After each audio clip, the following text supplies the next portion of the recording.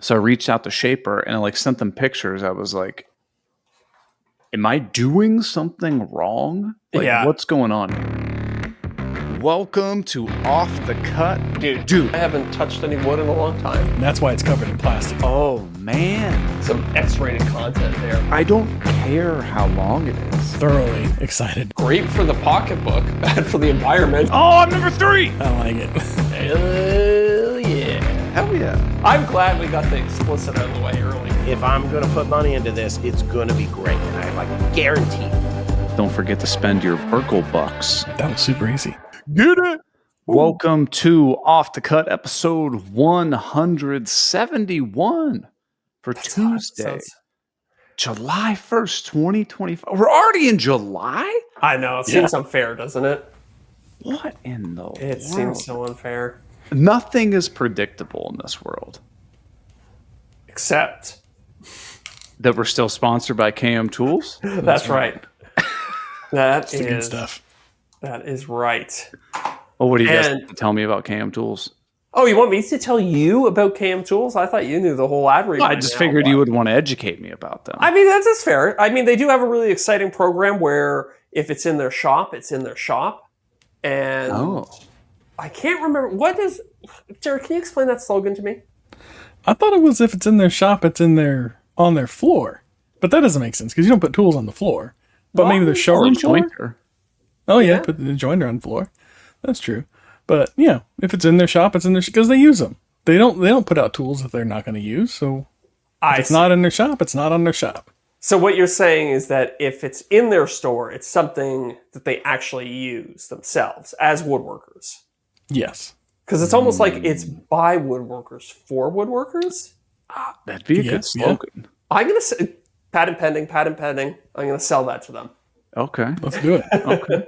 Did you guys see the new vertical panel jig that Jonathan and Jason are working on together? I did not. They're just constantly putting out stuff. I know. And stuff you'd use, high quality stuff too. It's nice. How do you get in Jonathan's good graces like this? Because clearly Jason has an inside line. Well, yeah, I guess Jason has a big audience. Yeah, I think it might have something to do with the success of the Bourbon Blade, right? Yeah, that's so true. You're saying you need a big audience to have a good connection with him? No, I don't think so. I don't think so. Not necessarily. Oh, okay. Yeah, I think Jonathan and I first started chatting when I had like 50,000 subscribers or something like that. You were the first creator of the week, if I recall. That's true. That's right. Wow. So it's not about the size of your boat. No, it's the motion of the ocean. What? Hey, speaking I was thinking with the nautical theme. Speaking of motion of the ocean, you know that today is the first episode of the month, right? It's the big giveaway day. It's the big...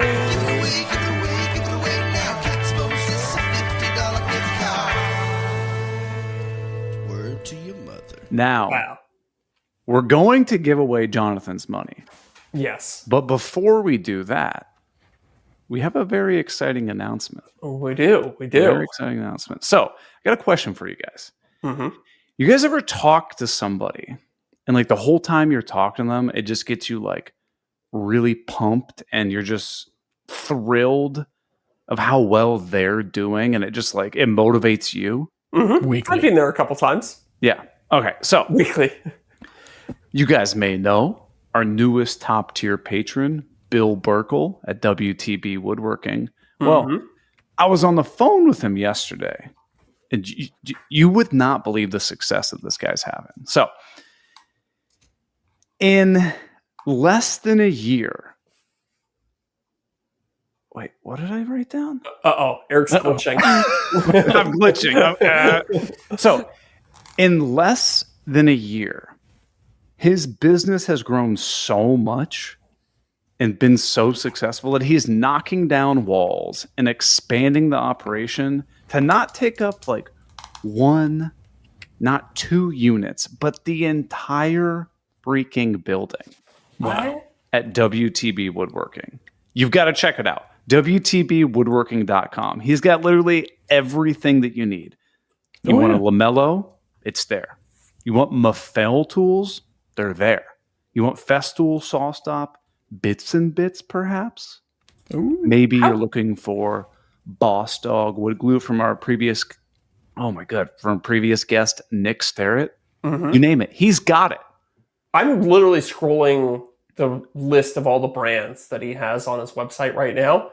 And I mean, like Chill Epoxy, Boss Dog, Festool, Craig, Lamello. It's Mafel, the makers of that giant circular saw. And the beam saw and tell me another store that has all of this under one roof. And he's got lumber if you live local. Right. Yeah, sheet goods too. Right. Yeah, he has an eye dry. So he's milling and drying slabs in-house. You can see the entire selection online. If I have one complaint about his website, he doesn't have enough photos of the actual operation. As somebody all the way up here in Canada, I would like to get more of a sense of the scope of the operation he's got going on over there. See, like Bill, like pulling stuff out of the eye dry and stuff. Exactly. Oh, that'd be cool. Well, he's actually running a huge giveaway right now through September 19th with Wagner moisture meters. This is something we've been talking about the past few episodes. That really high-end one, isn't it? Yeah.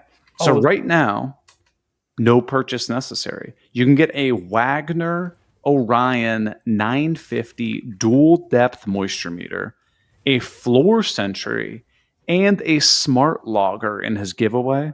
What the? It's like $900 worth of tools. $922 to be exact. Oof. So all you have to do is go over to WTBwoodworking.com/giveaway, enter to win that. And this is, okay, it keeps getting better. Listen to this. Bill's throwing an extravaganza celebrating the 1-year anniversary of his store on Saturday, October 25th at 9 a.m. to 3 p.m. at 390 Pike Road, Units 1 and 2, Huntingdon Valley, PA. And listen to this. He's going to have food, drinks, and discounts on tons of stuff. Plus, it's the last thing I'll tell you. Rumor has it, our good buddy Keith Johnson will be there. What? Yeah. And Talking to Lamello? Probably. And if you pay for his OnlyFans, you can take him into the champagne room and get a glimpse at his tiny morsels. No touching, though, Deric. Right. No touching. You mean that's a negotiation that happens in the champagne room. That's true. You Just gotta bring cash. He's got his price. Keith will keep those lips sealed, I'll tell you that. But huge shout out to Bill Burkle at WTB Woodworking for sponsoring the podcast. And, if it wasn't clear already, the WTB is our new sponsor. Right. Yes. What? Yes. Yeah. It's happening. And we got to have Bill on. I know. How cool would it be just to I was talking to him yesterday. I got questions. That's what I said. I do too. And I would really love to contrast. I mean, obviously he's running an online store too. Everything on WTB is available on their website, but Jonathan doesn't have a physical location. So we've talked to him so much about what it's like running an online store. I'm sure it'd be an in-person fun to get into. Yeah. What's it like to run a physical location? Right. Well, when I was talking to him yesterday, he was like, yeah, I'd love to come on and chat.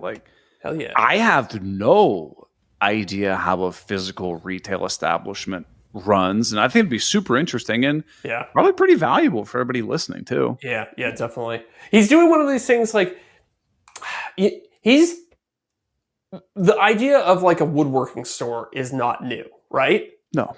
Old as time can be, but looks like he's just doing it well. Yeah. You know what I mean? You go to some woodworking supply stores like that, and it's how are you still in business? They still got the same old brands, the same old stuff. They haven't innovated. They're not getting anything new in. You can tell it's the same store that it was in 1985 when they first opened, right? Right. So it's nice to see somebody he's not doing some crazy AI thing. No. It's just an honest to God retail store, and he's just doing it well and succeeding. It's really nice to see that in 2025. That's what I'm saying. That's why it's so motivating. I love encountering people that are just crushing it in what they're doing. Yeah. Because it's motivating, isn't it? Yes. 100%. 100% it is. Hey, he actually called me earlier today. This is ad read over, I guess. This is, I think, something very important. that people Is will that like find the third or interesting. fourth call? Yeah, we were playing phone tag. It's all Are you good. going to do an impression of them the way you do an impression of Jonathan? No. I don't think I can do a good Bill impression. Give me time. Not yet. Yeah, give me time. So anyway, we finished talking what we were talking about, and then he goes, "Hey, I heard one of the last episodes, I had brought up the fact that we all use Fusion 360 to model stuff for projects and 3D printing and whatnot." And Wait, he goes, are you telling me Bill's a Fusion guy too? "Yeah, Oh, it just went up another 10 points. Really? I know." So he was like, "Hey, I know you had issues with the table I was building. Long story short, I made the legs on the template. They were all jacked up because I didn't use parameters and stuff like that to make sure everything's perfect." And he goes, "Do you know the shortcut to make parameters?" And do you guys know what it is? No, I don't. I rarely use parameters, to be honest, but Okay. So for everybody at home, parameters are something where, like, inside Fusion 360, when you're modeling stuff, you can say table height, and I want that to be like 31 inches. So every time you're designing something, or maybe plywood thickness is 3/4. Every time you're designing something in Fusion, instead of writing 3/4 every single time, you just write plywood thickness when you're dimensioning something. And then if I'm actually going to use 5/8 plywood, it would just automatically update everything, because that's what you're referring to as the thickness of the plywood. Well, typically you have to go up to the top of your screen, hit a drop-down menu, and then hit change parameters, and then open up a dialog box and stuff like that. And you can't interact with your product while you're in that thing, which is the annoying thing. Exactly.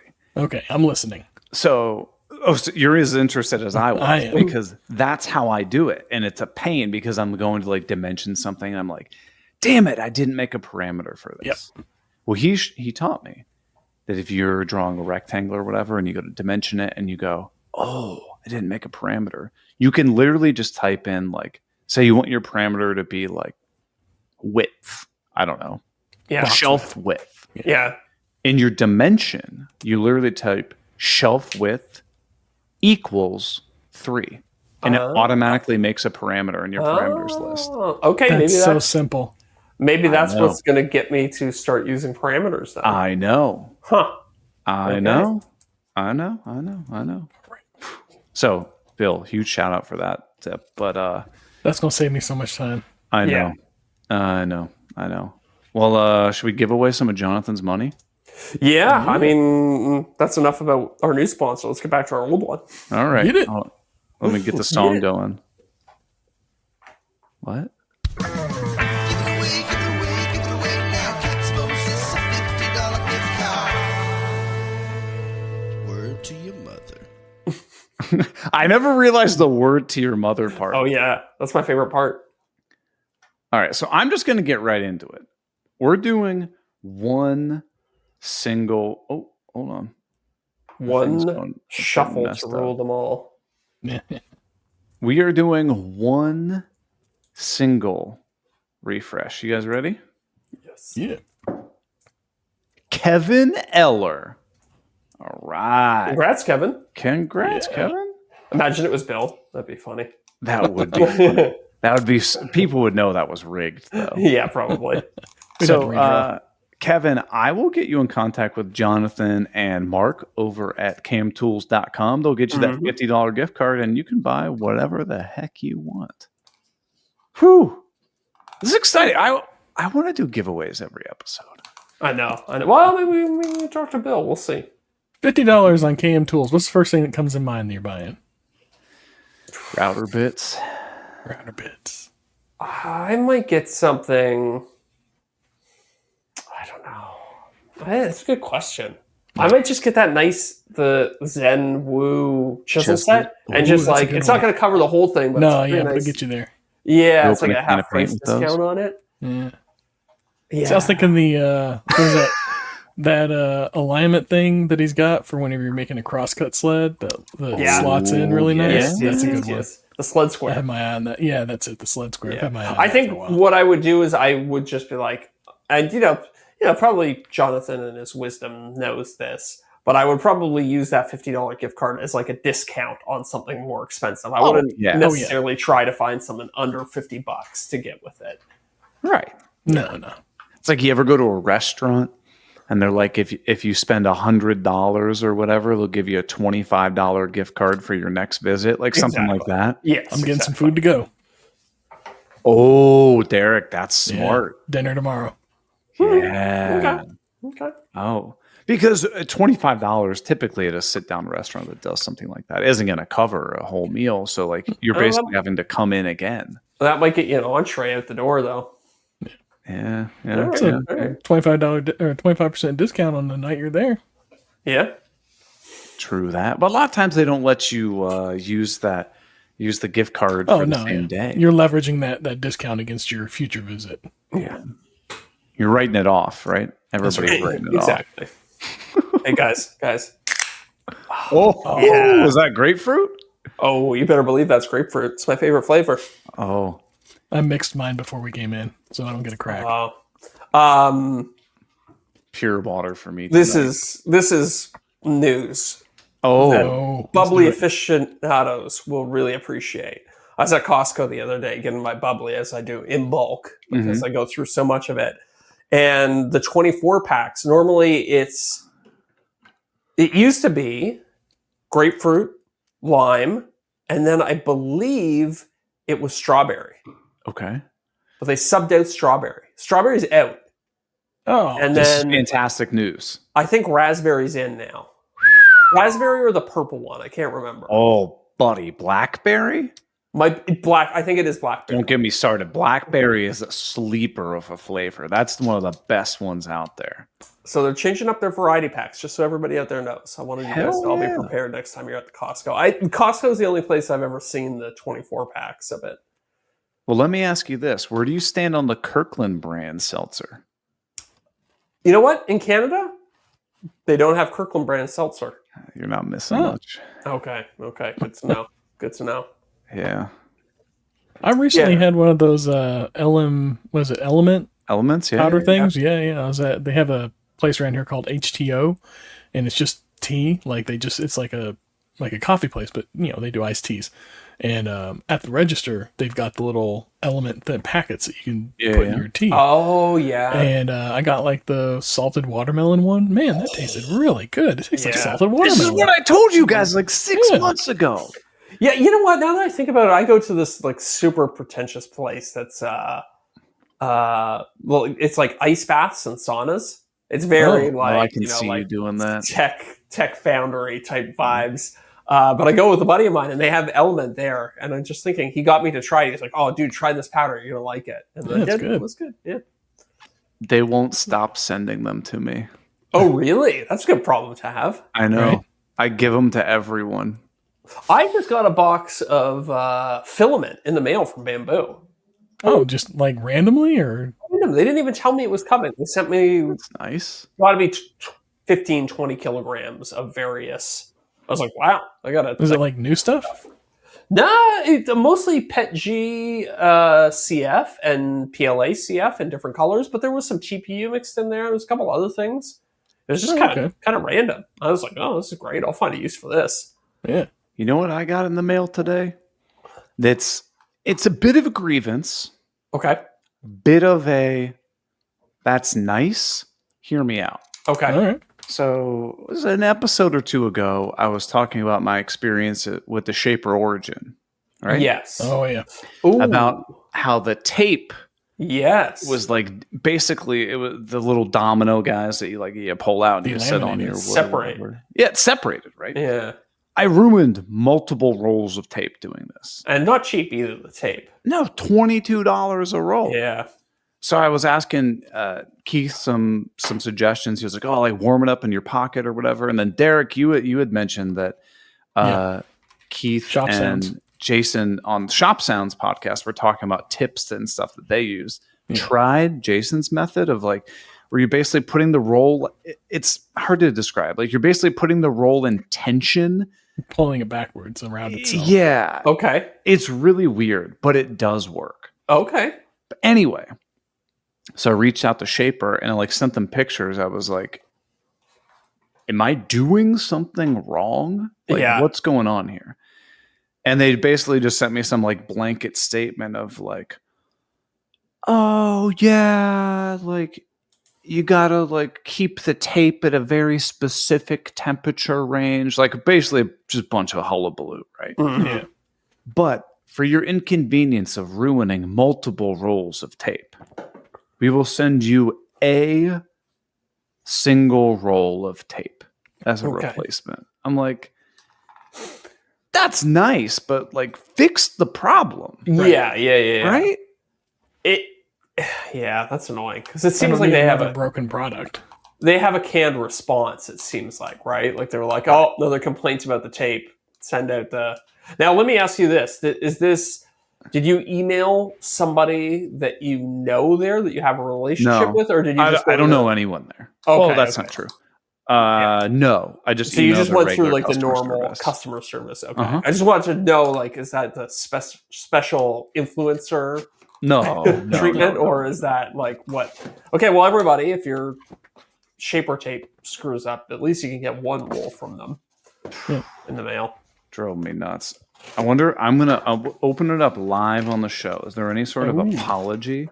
A live unboxing. Shaper tape. Okay, one roll. Nothing. Not even like a candy bar. Disappointed. Not even Twizzlers. But hey, I got to roll with tape, I guess, you know. Yeah.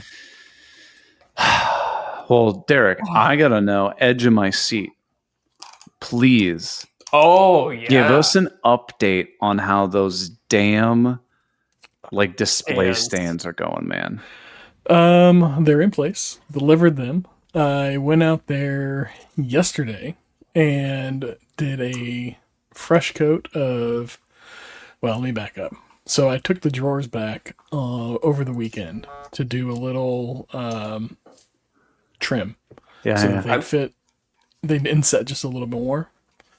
And so I did that. And whenever I had them in my shop, I was like, I'll go ahead and do the new coat of. Because they wanted. What is it? You got gloss, and then you got Semi-gloss? no. What's after gloss? It's like high gloss or ultra gloss, whatever the one. Oh. Yeah, there's like There's ultra one gloss, above or there's really? one above gloss. Yeah, Oh. they wanted that, Jesus. and That sounds like a nightmare, by the way. The higher you go in the glossy spectrum, the more imperfections and stuff show, right? Yeah. they're just I don't. And then you get too high, too glossy, it just looks like Plastic. garbage. Yeah, it doesn't look great. And so I was like, okay, fine. But I went back to get more paint, and this particular emerald, the Sherwin-Williams emerald urethane, only goes up to semi-gloss. It does not go to gloss. It doesn't go to ultra gloss or high gloss or whatever it is. And so I was like, well, I'll go with that. Whatever. And in my head, I'm like, they'll never know. So I go, and I'm back in the shop, and I put it on, and then I realized, oh yeah, I got to go tomorrow, or I got to go on Monday and put a new coat on the whole unit. And if I tell them it's gloss and they look over and they see semi-gloss written on they just happen to look at the paint can. So I was like, okay, I can't even try and hide it. I'm not going to try and hide it, but like in my head, I'm having this argument, having the angel and the devil argument. Right, One side's going, totally, just shh, don't tell them. And the other side's going, no, they're going to know. So eventually I'm just like, all right, I got to give in. I can't. So I wrote her and I was like, all right, look, I went ahead and I did a fresh coat of semi-gloss on the drawer fronts. Let me know what you think. I cannot get gloss in this particular paint. It's just, it only goes up to semi-gloss. It doesn't go to gloss. It doesn't go to high gloss. If you want to go all the way to high gloss, I got to research and find another paint that's going to be compatible with this paint. Right. So that they adhere to each other and so on and so forth. So the Monday scheduled repainting will have to be bumped if that's what you decide. So I go and I drop off the drawers because she wasn't there, and sent this email. And I hear back from her, and she's like, "Oh, they look great. That's fine. Let's go with that." And I'm like, "Cool, good, whatever. I've got the paint." Okay. And so I came on a Monday and I rolled the units with the fresh paint. It took me like 4.5 hours. I mean, it wasn't that long. Because they already had, a couple coats on them, so it's really just like doing that. Yeah. And then there were a couple spots where I sanded, I water popped, I did all that stuff, but like the plywood, there was a couple spots where the grain Yeah. still popped through the paint. Yeah. Yeah. And they were pointing out, they were like, yeah, it's kind of rough right here. And I was like, all right, I'll knock it down. And I was like, I'll just take like a sanding sponge to it. Not even a sponge, not even a sander, just like what is it, the green 3M, whatever. Yeah, it it's is. like a 300 or 400 grit or whatever the hell it is. It's like, it's nothing. So I was like, I'm just going to take this thing and I'm going to burnish it down. Because she was going at it with like 80 grit sandpaper that they had on hand. And I was like, no, don't do that. Yeah. Don't make it worse. I was like, I'll knock it down. Don't worry about it. So I came in and knocked it down. Because once, like after you get a couple layers on there and you knock that stuff down, it doesn't come back up. But for whatever reason, it came up and I just didn't notice it on the first coat. So I was like, I came back in, I did the recoats on it and everything. And they're happy with it. They're good with that. So now I'm going to hit them with the change order for doing the rest of it. So I how gotta did you work that out. decide to tackle this? Did you tell him like from the get-go? Like, I haven't hey, told him yet that there's a change order coming. Ah, I told him I'll go ahead and I'll do the painting thing, and then I still need to figure out the stain polish in like all the cracks. and yeah, stuff. the oil finish thing, the slat wall part. But I got to figure out like how to get into all that, and I got to figure out what all that's going to take and everything. So I did some research, and on Amazon I found these so back in my manufacturing days, whenever I was working with the engineers on cleaning the tools in the fab, there were specific cloth tools that we used to get grease into certain areas or to wipe grease off of certain things or to clean lenses or whatever it was. Okay. And they were like, well, as long as a chopstick, plastic, and on the very end, they'd have like a little swab. But Okay. it's like lint-free, yeah. cloth, so it's not going to like shred or anything like that. It's not cotton ball. It's going to like come apart whenever it Yeah. comes into contact. When I was thinking about it, I was like, that's perfect. That's what I need. Because I can stick it in and then turn it and then run it back and forth. And Yeah. it'll do exactly what I need to do. So I looked on Amazon, and sure enough, they have them there. They have them in so many different sizes and shapes and Oh, What that's are all cool. these different options. What are they So, called? Yeah, I want to look up one of these bad boys. yeah, I'll have to pull it up and let you know what Like it's called. lint-free swab, maybe? Maybe something like that. I don't remember exactly. Yeah, well, Um, cleaning stick, foam cleaning swab, maybe? I have them here. For They picky are customers that work in a government facility ordering square display rectangle stands. foam cleaning swab sticks, or you can get the sterile sponge mouth swabbing candy canes, as they call them. Ooh, nice. And that's just like a little like round one on the end of a stick that's like a spongy material. I see. Okay, this makes more sense. Yeah. Oral swabs. That was actually my nickname in high school. Yeah. Square foam swabs. So they're just like giant Q-tips that don't shred. So I was like, Oh, that's good to know, actually. So But they come in like hundreds of different sizes and shapes. yeah. Like Cool. I can find the exact right size I need, and I think what I'll end up doing is finding a stain that works. Yeah. I want to run a test. I want to recreate the panel the way I'd have it, just like a small section of it. And then I want to run a test to where making sure that if I put a stain behind it, that A, it's going to look decent, and B, it's not going to affect that Rubio that I have on the face of it in any particular way. I don't think it will, because Rubio seals the wood pretty good, yeah. Yeah. but you never know. So Yeah. I want to make sure that it's not going to have an issue with that. And then I can bring that into him and be like, here's the solution. Here's the price that it's going to be. Yeah, that's fair. That's fair. Yeah. I mean, it's not going to be cheap. This is going to be a nightmare to do. Yeah. Yeah. I think it'll take me a couple hours, but it Couple won't hours? take me all day. I don't think it'll take me too long. Because I'm not going to go in there. I'm just going to run it in, and then I'm going to run a clean one behind it, and maybe another clean one behind it. Yeah. So it'll go pretty quick. And then I'm not going to clear coat it or anything, because you can't. It's like You it's just in a can't. channel. It's gonna. Yeah. Yeah. And like you're gonna have the teeniest bit of gumminess in there where like you Yeah. can't get all the edges, but like Again, I would. Yeah. I don't know. And I'm going to illustrate never like know. that might be a consequence of it, is that it does create a little gumminess on the inside. That's kind of a way to be like, this could be an issue. Yeah. You could be forewarned. making this worse. Yeah. Right. Good. I mean, Lord. honestly, again, if it were mine, I think I would try and get a water-based stain. Yeah. But that's what I'm going to thinking, too. pop it and make it more rough. But it's inside. Yeah, that's a good point. And then that's the other thing I got to figure out how to like kind of sand in there. I'm thinking I'm going to 3D print something that I can wrap some sandpaper around. And then, run that through. Yeah, that's probably the best thing I can do. Because I don't want to get it on like the outside of it and then ruin that Rubio face. Yeah. I want to be able to get it in there. Yeah. And I don't need to get like Deric. all the way to the back. I just need to get like right over that lip. So whenever your finger's on it, you're not feeling that roughness. It doesn't need to go all the way. It just needs to get that edge. But why So, should your finger shouldn't even be there? Don't ask me. This is like they run a museum. They're worried about like people coming in and touching it, or getting a splinter or something like that. I guess so. Whatever, man. For everybody at home who can't see, I'm doing the jerk off motion right now. He's rolling the dice. Yeah, He's rolling the rolling dice. the dice. I will say there was something really interesting there. Whenever I'm dealing with all this. I'm coming up there the last couple weeks. So we've had heat come in, humidity, and everything's just been jacking up, spiking. In this museum, this house is like 150 years old. Like it's an old Victorian home that has been converted into this museum, like a Victorian mansion that's been made into a museum for the city. And so like all the flooring in it is original, but it's all like, tongue and groove, and it's done like this. Yeah. Like there's been sections of it where it's just like, and it's sticking up like a good 3 or 4 inches. Like it's just that bowed much? up. Yeah. Wow. Like it's crazy. Like it's about split the board, like split between the two boards, and you can see both faces of the boards that are joining together. Oh, wow. Okay. Damn.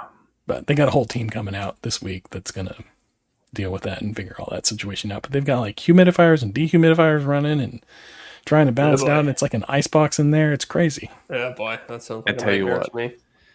I've never done, not never. Very, very few times have I done like an install at some place. But dear God, there is nothing worse than doing an install and being in a home where it's so effing hot. Yeah. Yeah. I was glad to be like, they were like, you can take it back to your shop and paint them. I'm like, no, it's fine. I'll paint them in place here. Cause it's like nice and air conditioned. My shop is not. I laid out a bunch of like tarps and everything and just did it all right there in place. I dripped once and it was right back into the bucket. Like I was pretty good. I was pretty proud of myself. No, don't tell me that this lady was sitting there just watching you do this work, was she? Oh, no. Oh, okay, good. She let me in and then she disappeared. Like she went off to the back and she worked on some other stuff. She was really good about it. She came and checked on me around lunchtime and see if I had lunch, if I wanted to get anything. And I was like, I was already eating lunch. I was like, I brought something. I'm good. It's like, I tell you what, keep your lunch and don't make me change any of the stuff on this project. I'll be happy. Keep your lunch, fill my bill, and never talk to me again. Right. But I got to get the last of it to them by the end of the month because they have to close out this project on their end by the end of the month. So By the end of July. Yeah, by the end of July. So I have a definite, like, I should be getting paid for this job by the end of the month, no matter what. Okay, well, update us before the end. Well, by the end of the month. Let us know. I'm curious. If Deric isn't on the podcast the rest of the month and in August, no, something did not go well with this project. Yeah. Well, I would, if they want to do the change order, I'm going to bill that separately. So that's not going to affect this. That's smart. I see. That's And then very smart. all I got to do is get them this last piece and I can lock it out. And it's just a little like 32 inches by 32 inches rolling box that sits like 2 feet. It's like 2 feet tall, like a kind of like an oversized coffee table almost. And it just matches these. And then they have like a piece that they already had for like a display piece that this is going to sit on under, like it's going to sit on top of what I'm building. And then it allows them to like roll that around. It's like it's a blanket ladder, basically. It's like an antique blanket ladder that, that they lay like different garments and stuff like that, like historical garments on.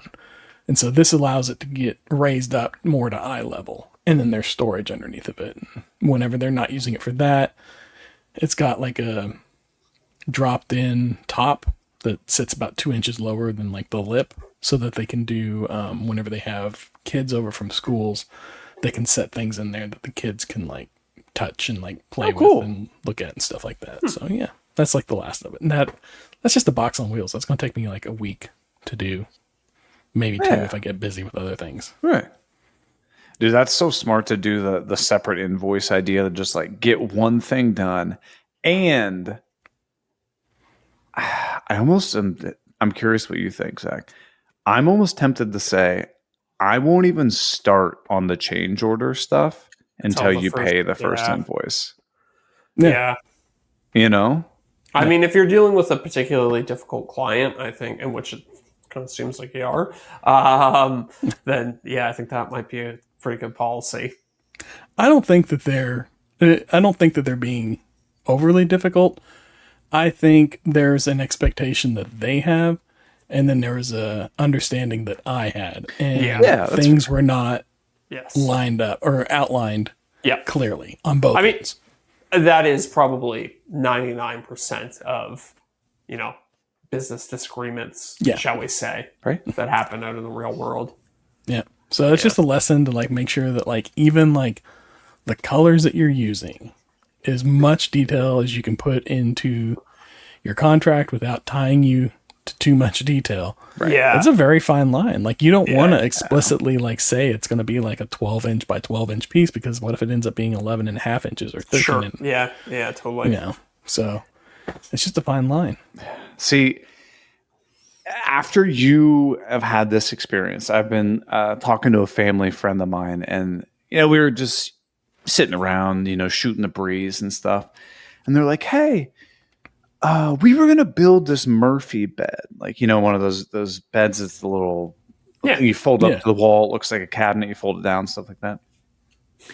And we got the plans for this project and everything, and we started kind of looking at it, and we're like, I don't know how I'm going to accurately cut down like sheets of plywood into these pieces and stuff like that. I was wondering, would you be able to do it?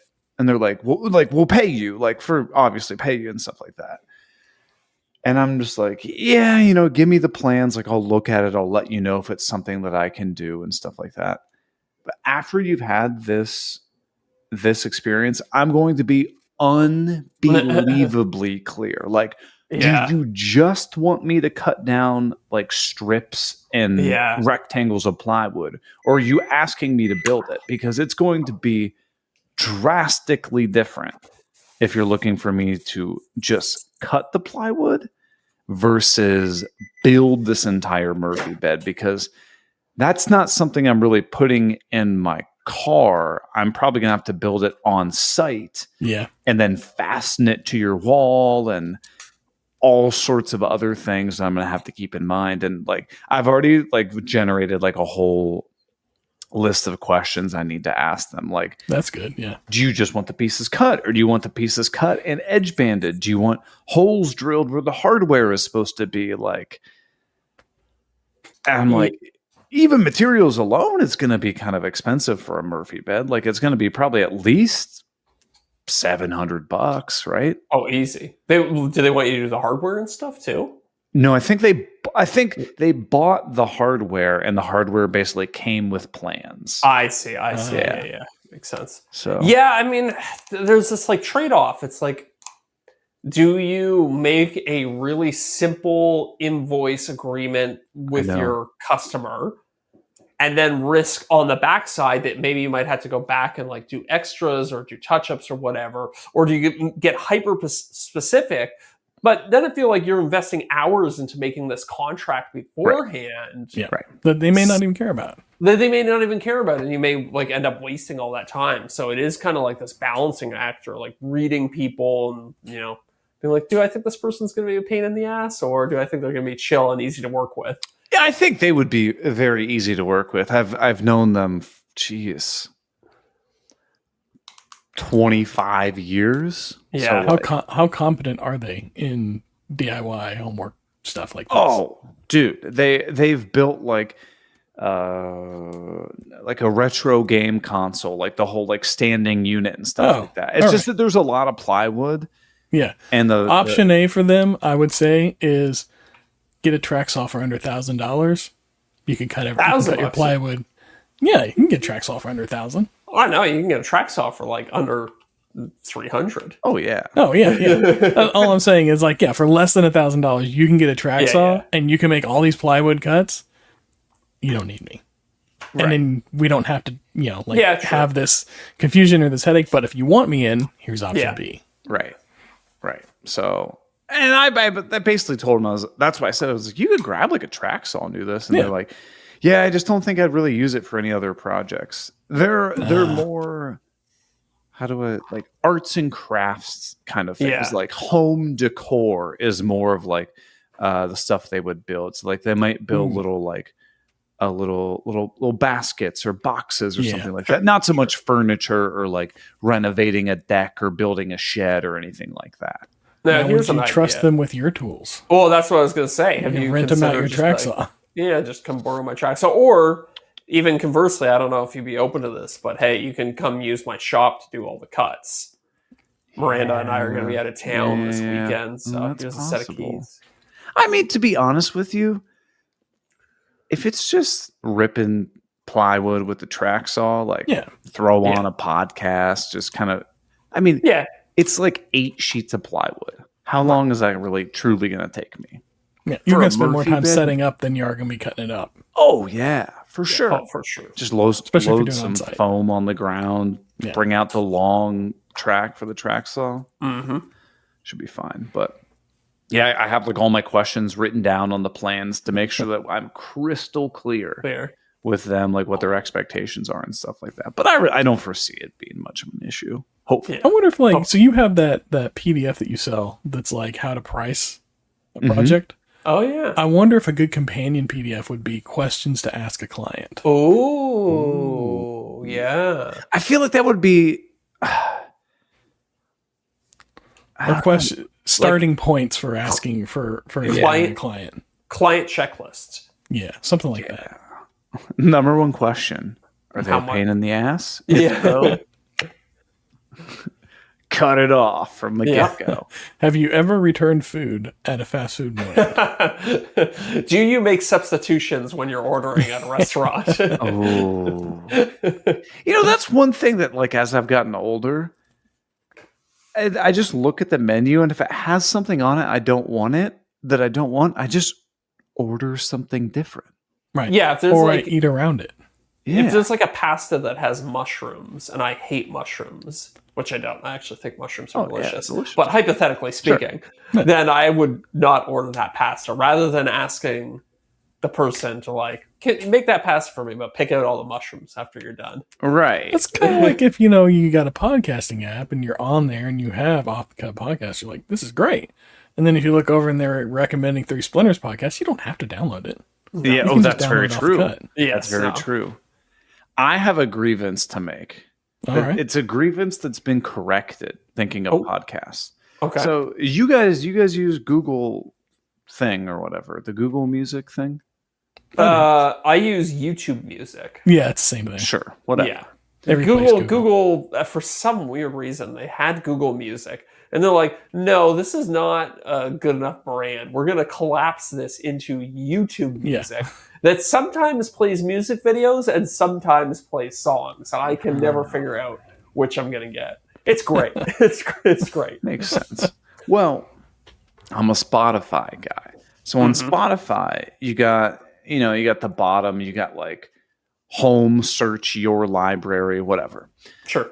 So when I would go to listen to podcasts, I would click your library, and then there's a thing that says new episodes. Okay. Fairly straightforward. For about 3 weeks, a little pop-up came up that said, your new episodes no longer show up here. No. You have to go to home, then click podcasts, then click following, and then it shows you a list of every podcast you're following, and it still shows the ones that you've listened to. You know Infuriating. why I think they're doing this? Because they want you to discover more podcasts, probably. I think because they're trying to get into that video space, they're trying to go towards a more YouTube, TikTok, where they're algorithmically serving you content rather than what you subscribe to, because they think they can do better than what you've decided you want to watch. Infuriating. People must have raised hell about it, because I Googled it and there was like tirades about it. Well, it's back. Now I just hit my library, your episodes. And then when I'm done with the episode, you just click the little check and it disappears. It vanishes. It's lovely. How many podcasts in a week do you listen to? Like unique podcasts with variety. Like I probably got like 5 of them that are on. Yeah, I was going to say 5. Yeah, maybe not even that many. 3, 4.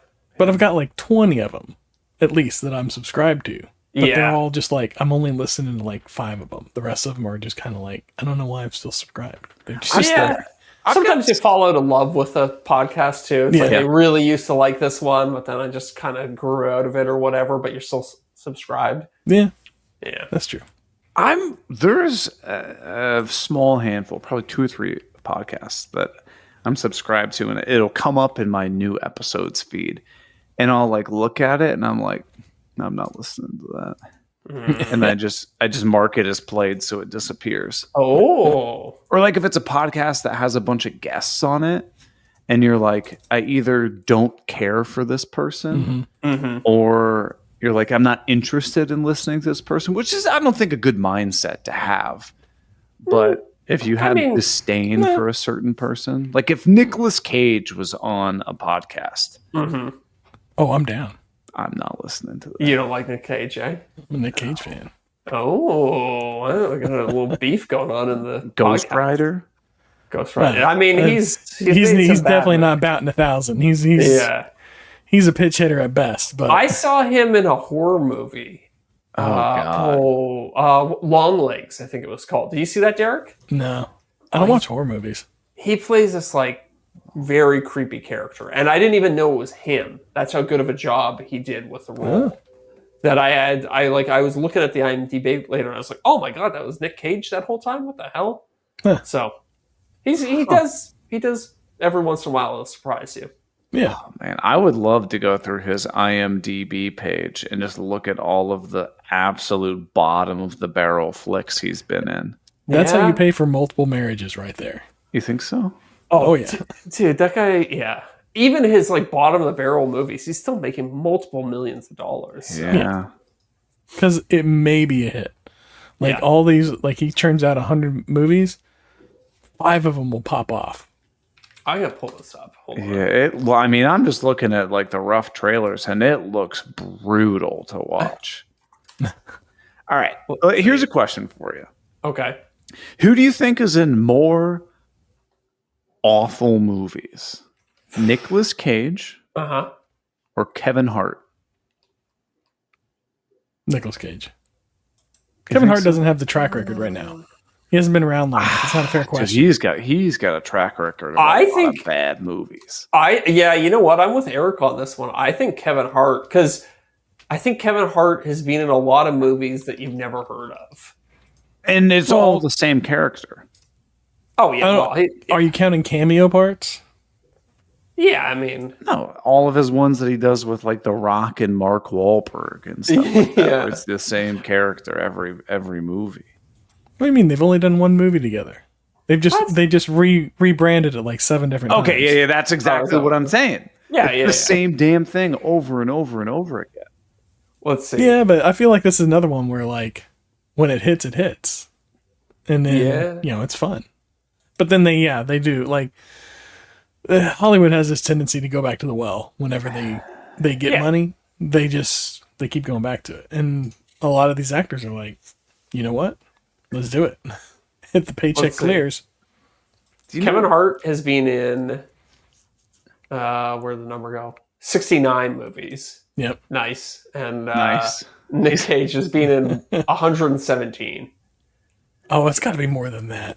That's what it says. That's what IMDb tells me. Wow. In 2022, Nicolas Cage. I'm sorry, 2023, Nicolas Cage put out 6 movies.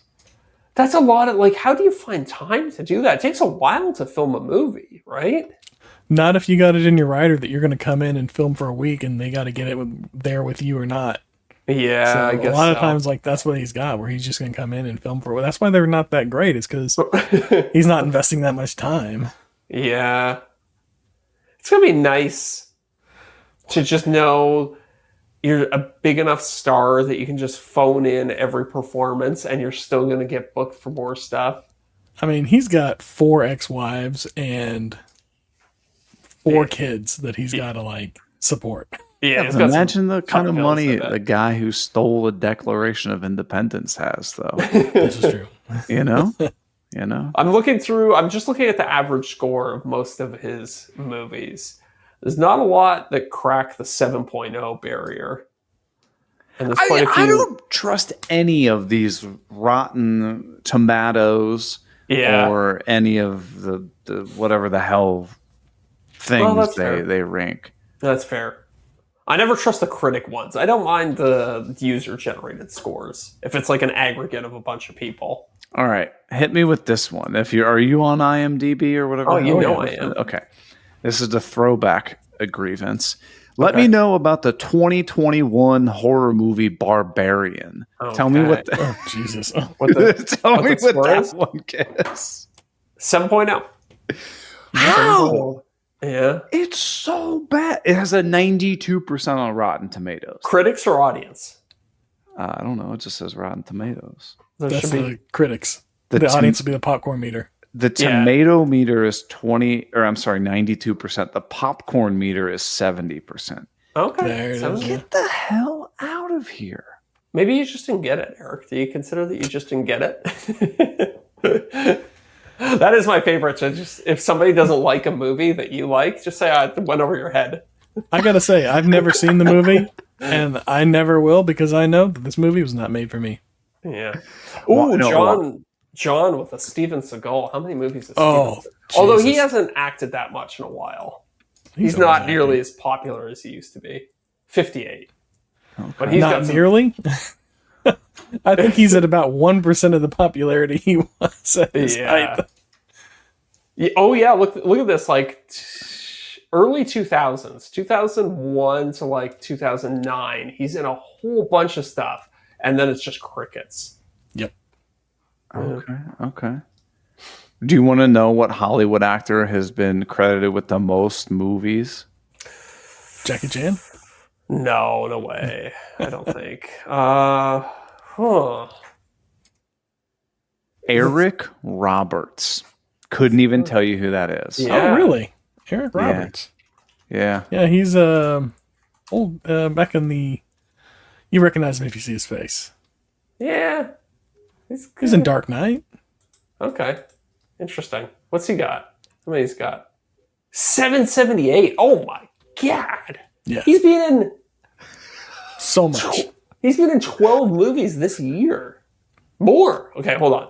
1, 2, 3, 4, 5, 6, 7. This is Julia Roberts' brother, by the way. 10, 11, 12, 13, 14, 15, 16, 17, 18, 19 things this year. This year. Yeah, but like one of them's like judge, so it's probably like a 2-line part. Yeah, it would have to, for me, be like a main character. I mean, this is what you call a working actor. 2024 is even crazier. He's like in 30 things in 2024. If the check clears, right? Danny Glover's in 219 movies. Wow. Really? Yeah. They're still talking about doing that 5th Lethal Weapon. Are they really? I'd see that. I'd watch that. I'm getting too damn old for this. I think at that point, he may be too old for it. I mean, to put things in context, Danny Glover's been in 2 things in 2025 and nothing in 2024. Danny Glover's a strong name, too. Like, can you imagine if he was a baseball player? Yeah. He'd be a catcher for sure. Oh, yeah. Shortfielder. Yeah. Outfielder, yeah, true. He'd just be getting all kinds of catches. I Hey, mean, Joe had a really good question. I think this is something I can speak about on the after show. He said, speaking of the cost spreadsheet, Ooh, yeah. mhm. do you use a modified version for your 3D printed products? I'm trying to figure out prices for 2 products I'm making. Yeah, That's a good topic. We We'll can talk dig about into that. I don't want to gloss over that like right at the end and not get a bunch of stuff. Last week in the after show, we were going to talk about, what's inspiration and what's. Oh, yeah, we got to talk about that too. Will we do that in the after show, or were we going to hit that in the main show? You tell me. Doesn't matter to me. I mean, maybe we should tease it in the main show, and then we'll go a little more in depth in the after show. Okay. I think that's a good idea. Let's do it in the show. Yeah. I mean, I guess what do we have a question that we were basing it on, or should I just kind of summarize? Summarize it. As a creator of any type, really, I mean, be it furniture maker, be it YouTuber, be it C-list podcast, not even C-list. What are we? F-list podcaster. What's the lowest? Yeah, I know. I was gonna say Z-list, and then I was like, I don't know. Oh, I think we've gone up a notch or two. Yeah, we got Bill X-list? Burkle now. Yeah, sure do. We do have multiple sponsors, so we're doing okay. Yeah. But you guys take my point. Whatever it is you're doing, how do you properly draw the line between something and what inspires you, and then just ripping off somebody else's idea? Sure. Inspiration versus intimidation. Yeah. Not intimidation. Yeah. Not intimidation, but imitation. Imitation. Yeah. Yes. So, like, for example, Zach, are you the only person in the world on YouTube that has ever made a video of you modifying and improving a video game console? No, definitely not. So okay, so you're a thief. You're a fraud. You're ripping everybody off, right? Mm-hmm. All three of us would argue, no. I mean, if you watch any of my videos, probably 90% of the things I'm doing, I'm just following in somebody else's footsteps. Like other people have figured out the modification. There's a couple things where I've kind of done, I think, what nobody else has done before, but by and large, I'm taking well-established modifications and like kind of compiling them into like a super project, and then I'll put my own custom wrapper on it. Right. Yeah. Am I the only person in the world who has made a video of a miter saw station? Yeah. No. You were. I'm shocked. So, keeping that in mind, that nothing's really original, we're all just kind of borrowing ideas from here and borrowing ideas from there. How similar does something have to? How similar can something be? Like, where's that line between inspiration and intimidation, as Deric would say? Intimidation. It is quite intimidating. That's the episode title. Were they intimidate? Like, how do you honestly, like, how as a creative do you say, like, this is mine, I created this as, like, Yeah, I think it's tough. I think if you come out with some claim like, let's talk about a console, right? Mm-hmm. If you come out in a video and I'm the first person to ever figure out how to mod this, that's disingenuous. That's not true. Yes. But if you're like, here's the collection of ideas that I've pieced together and what I'm going to craft and combine, that is something that's uniquely yours. And if I did the exact same thing you did, Zach, where I got the same parts, the same pieces, the same components, everything, my video would not be the same as yours because you are uniquely creating your own experience with that. Yeah. I wonder if there was one guy who tried my title style, shall we say. Sure. He said, I built a modern, and I can't remember what the console was that he did, but it was just that. I was like, oh, that's kind of funny. And I think I think I actually even left like a supportive comment on the video. I was like, "Oh, this is a great project." Sure. Something like that. So but yeah, I mean, like, did you come up with that originally, or is that something that you saw somewhere else first? That's a great question. I don't know. I think I came up with that, but I mean, if you showed me a video from like that came out in 2018, somebody built a modern something, I'd be like, oh, okay, I probably got it from there. Right. You don't even know at a certain point, right? Like, I can't even remember what I had for breakfast 2 days ago. Right. So how could I remember some video that I saw? I think we have a tendency to just like absorb, and especially now with like digital, the internet age, we have a tendency to absorb so much information so rapidly that we don't even realize that we're absorbing it, and then we'll turn around and we'll churn it out, thinking like it is our own idea, thoughts, words, whatever, or knowing that like this came from somewhere, but I don't know exactly where from. Yeah. Sure. And then talking about it as if it was our own, or we've adopted it in a way. And I feel like we adopt a lot of ideas. Yeah. But you have to also, whenever you're doing that, at least acknowledge, hey, I saw this somewhere else, but I don't remember where. Sure. Where it is. Sure. Do you think you have to acknowledge that? Because I think that's actually... Well, not everything. No. Yeah, like I kind of agree with the sentiment of what you're saying, but that like opens up a big weird can of worms. Yeah, it's a big can of worms. It's like everything is derived from somewhere else. Oh, 100%. Yeah. So you can't be like, well, I saw this in kindergarten. That block set in kindergarten really inspired this. So the color blue originated from. Yeah. That's a perfect example. Someone painted a project blue. Are you no longer ever allowed to paint anything blue because someone else had that idea? No, certainly not. Yeah. And I don't even think... But why? Right. Yeah, fair. I mean...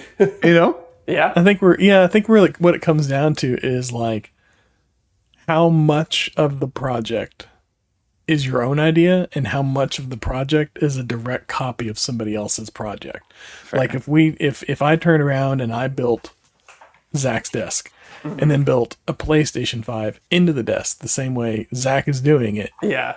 That would be a direct ripoff. But if I took my own desk and I decided to build my PC into the desk my own way, it is the same core idea, building a PC into a desk. Sure. But if I'm doing it in a different way, that's a whole new thing. Yeah. Okay, let me ask you this, because I think if I wouldn't have any feelings if I stumbled upon a video where somebody was like, they built their PC. I don't even think I'm the first. I'm definitely not the first person to build a PC into their desk. Yeah. So I don't think I have ownership of that idea. No, but like you're the first person I had seen do it. So right. For me, that's where the inspiration would have come from. Right. But I mean, it's like music. All these artists from the 70s, they derived their inspiration from artists like R&B artists and artists from the 50s. Same thing with artists from the 90s. They derived their inspiration from artists from the 70s and the 80s, and then so on and so forth. And then like the artists of today are deriving inspiration from artists that derived inspiration from other artists that derived inspiration. I mean, like we are conceptualized now so many layers into where does that inspiration actually truly come from? Like what is the pinpoint? Do we have to drive it all the way back 300 years to the first guy to pick up a lute and play it like a guitar? I mean, yeah. Well, and then so you have that conversation. I'm like, it kind of pushes me to almost be like, screw it. Like anybody can make a video on any topic. If somebody's already done it before, then like, I mean, I don't know. I think it's all about, well, we'll have to get into it in the after show. We gotta save something for that. Yeah. I feel like we have a lot to say about this one. I mean, I could talk about this all day. I want to know where's the line where you like, we've kind of established, I don't know. Let's go in the after show and hunt for the line. Let's see if we can find the line. Okay. All right. Well, before we do that, I want to give a huge shout out to our newest patron. Oh. That has unlocked. I like that term. I feel like it sounds... We need. I was just thinking we need a sound effect for jail bars. Yeah. Like the start of an Akon song. Or, like in the Zelda where you like you get the treasure chest, it's like we need that sound effect. I used that sound effect in a video once. Should I have credited Zelda? I know I liked it. Anyway, we got a new patron this week that has unlocked the after show, as well as tons of other perks over at patreon.com/offthecut podcast. And that's Gaming Matt R. Gaming Matt R. Welcome. I would imagine Gaming Matt R is more inclined to enjoy the stuff that you probably make, Zach. But hey, Matt, we're here for you too. Zach's your favorite. Zach's everybody's favorite, but you know. Please. Maybe that's just his legal name. Yeah. First name, middle name, last name? Mm-hmm. Okay. Gaming. Yeah. Middle name is Matt and last name is R. Starts with an R. He wants to have some anonymity. Sure. Not everybody wants their full legal name broadcast. I'm still challenging people out there. Become a top tier patron with a funny name like Goblin Spanker. Exactly. Can't beat that one. Yeah. You get to hear it every single week. It's hilarious. And you know Can't what's beat Goblin Spanker? if you become a top tier patron, you come to BYOC, you can actually meet Goblin Spanker and learn his real name. Mm-hmm. Oh yeah. Mm-hmm. Mm-hmm. Sure. It's very exciting. But we're gonna head over to the after show that we've unlocked because we're part of it over on patreon.com/offthecut podcast. Debate this topic and answer our buddy Joe Welsh's question about pricing 3D printed projects. But until next week, we'll see you guys soon. See everybody. I want to give a huge shout out to our returning top tier patrons: Corey Duvall at Woodcrafts and Honey, Josh at Sawdust Builds, Joe Welsh at Delaware Valley Workshop, Goblin Spanker, Can't say that anymore. Building Creative. Dadu said, yeah, buddy. Bill Burkle at WTB Woodworking. Bingo bango, you're done. Zach, to be honest with you, I don't even know if I follow you. You should stop.